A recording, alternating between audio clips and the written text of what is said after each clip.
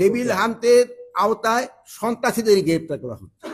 যারা সন্ত্রাসী, যারা সন্ত্রাস কর্মকাণ্ডের সাথে জড়িত, তাদেরই গ্রেপ্তার করা হচ্ছে। এখন এই যে একটা ঘটনা ঘটছে, এটা যেন কোনো একটা ঘটনা যেন না ঘটে, এই জন্য আমরা ব্যবস্থা নেব। শুরু থেকে আমরা বিভিন্ন ছিনতাইয়ের ঘটনা যা দেখেছি, যে মোটরসাইকেলে করে 3 জন বা 2 জন মিলে এসে তারা 3-4টি মোটরসাইকেল করে নিয়ে এসে ছিনতাই কাজটি করছে।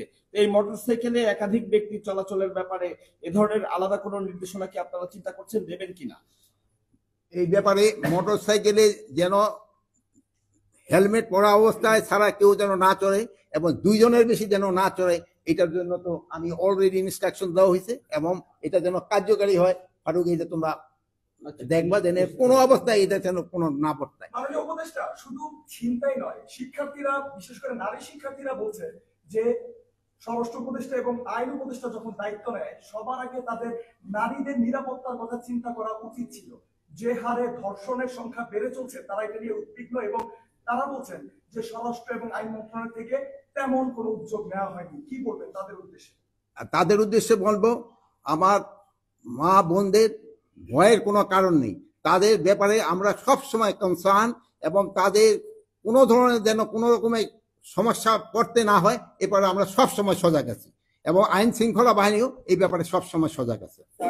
সবাই তো বলছে যে আপনার ব্যর্থতা আছে, আপনাকে পদত্যাগ করতে। আপনি কি আপনার নিজের ব্যর্থতা দেখেন, বা আপনি এতদিন পরেও যে আইন শৃঙ্খলা বাহিনী সক্রিয় করতে পারেনি, আপনার নিজের ব্যর্থতা দেখেন কিনা? এটা ক্ষেত্রে আপনারাই বলতে পারেন, আইন শৃঙ্খলা বাহিনী আমি যে অবস্থায় নিয়েছিলাম ওই অবস্থার থেকে কি সক্রিয় হয়েছে কি হয় নাই, এ ব্যাপারে আপনারাই আমার থেকে আরো ভালো বলতে পারবেন। আমি কি অবস্থায় আইন শৃঙ্খলা বাহিনী ঢুকতে নিয়েছিলাম এটা জানেন। যে সময় আমি ঢুকতে পারিনি আইন শৃঙ্খলা বাহিনীর কাছে, আপনার পুলিশের অবস্থা কি ছিল, আনসারের অবস্থা কি ছিল, ওই অবস্থার থেকে কি উন্নতি হয়েছে কি হয়েছে না, এই ব্যাপারে আমি আপনাদের উপরে এই বিচার ছেড়ে দিলাম। আর আমি এখন আবার বলতেছি, আমি আপনাদের নিয়ে, জনগণকে নিয়ে যেভাবে হোক আইন শৃঙ্খলার পরিস্থিতি উন্নতি হইতেই হবে এবং আল্লাহ দিলে আমরা করতে পারবো। আপনারা ভালো থাকেন, দোয়া করি।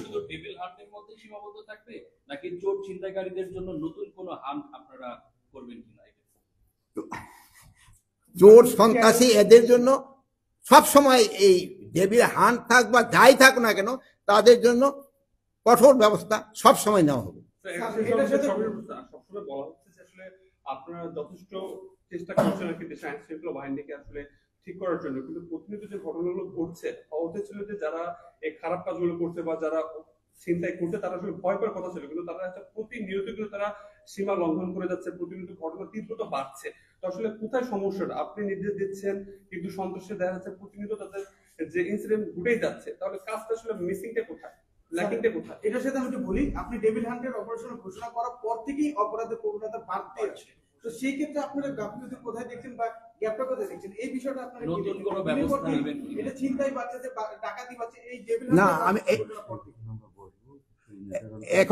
এখন আবার বসতেছি। আপনারা দেখছেন যে আমি আইন শৃঙ্খলা বাহিনীর উদ্বোধন কর্মকর্তাকে আমি ডেকেছি এবং এই ব্যাপারে আমি এখন কিভাবে কি করা যায় এটা এখন আমরা নির্ধারণ করব এবং আগামীকাল থেকে আপনারা দেখবেন একটা ডেফিনিট ইমপ্রুভমেন্ট।